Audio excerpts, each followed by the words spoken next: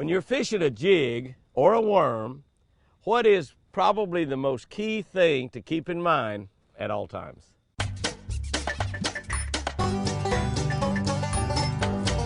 Whoa! That's a beauty. Good morning, guys and girls. June 28. June 28. Ooh, June's only got 30 days. We have just about used it up, haven't we? You know what happens when we get into July? That's a birthday month at the Houston household.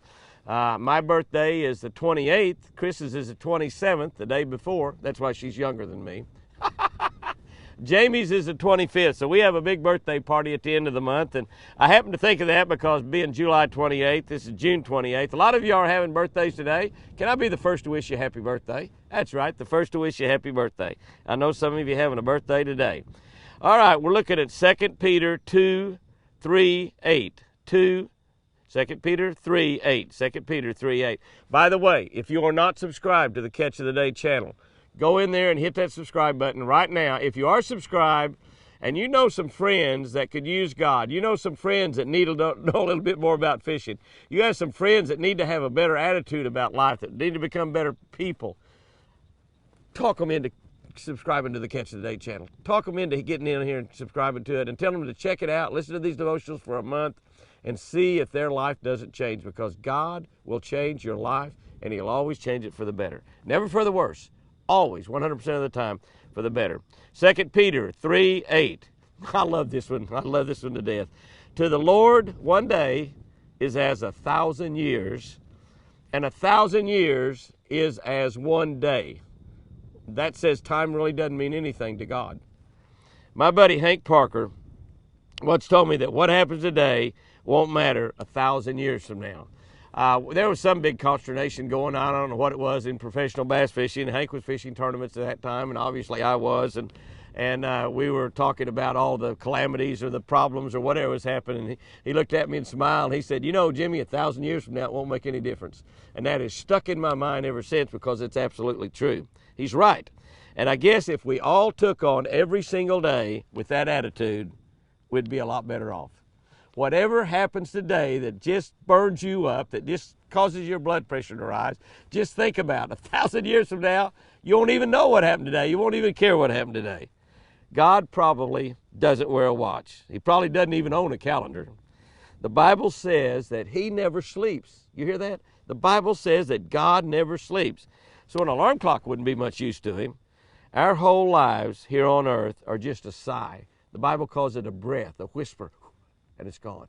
That's how quick our lives go by here on earth.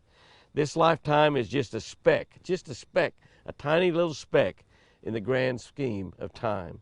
You know, just think about it. It's been over 2,000 years since Jesus Christ walked on this earth that you and I are walking on today. What does matter, and this is so important, is 1,000 years from now, we'll all be alive in either heaven or hell. That's what's important in your life and my life today. 1,000 years from now, we'll all be alive in either heaven or hell. As a matter of fact, 100 years from now, we'll all be alive in heaven or hell. For most of us, 50 years from now. And I know a lot of you lived 50 years and it went by just like that, didn't it? 50 years for most of us, we'll all be alive in either heaven or hell. Can I tell you? That's why God doesn't sleep. That is exactly why God doesn't sleep. He's busy raising up preachers, Sunday school teachers, missionaries, singers, musicians, lay people, your friends, and even you, to tell about the good news of Jesus. That's why God doesn't sleep. He's busy raising up people to tell others about His Son, Jesus Christ. And your ticket to heaven for eternity, as opposed to a one-way train trip to hell. Okay, here's our tip for today, and it's a good one. By the way, just go out there and tell somebody what Jesus is doing in your life. That's all you need to do to witness. Just tell them how Jesus is blessing you today. Tell them how Jesus blessed you yesterday. That's all you got to do. It's easy. Here's our tip for today, and this is a really good one. With a jig or a worm, most strikes are on the fall or the drop. Most of your bites are going to be when that bait's falling. Now, we can swim both a jig and a worm, and they work really, really well. We actually swim a lot of baits nowadays. I've been doing it ever since I was a little kid. My grandson, Lightning, who's getting to be a really, really good fisherman, he swims a worm almost all the time. He's done it since he was 3 or 4 or 5 years old, and he catches a ton of fish swimming a worm, swimming a jig. But most of the fish hit it on the drop. And here's the key. The biggest mistake made when you're fishing a jig or a worm is moving your rod tip too much. When you take your rod tip, and I've heard people teach people about moving a fish, a jig, or a worm, and they say, put it down in the 3 o'clock position, moved it up to noon, 3 o'clock till noon, 3 o'clock till noon. When you're doing that, you're moving that plastic worm or jig several feet. That's right, several feet.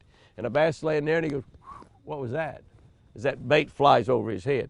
He might bite it, most of the time he won't. So what you want to do is have your rod tip, keep it up because it's more sensitive, and the higher it is, the more sensitive it is. Move your rod tip in little small increments. If you watch me fishing a plastic worm or a jig on Jimmy Houston Outdoors television or some of the YouTube or Facebook videos, you'll see my rod tip barely moving. Just a little bit moves it 3 or 4 inches, which is just exactly what you want. Move and fall, move and fall, move and fall. A simple rule of thumb, since bass bite mostly when the bait is falling, make it fall a lot. Make it fall a lot.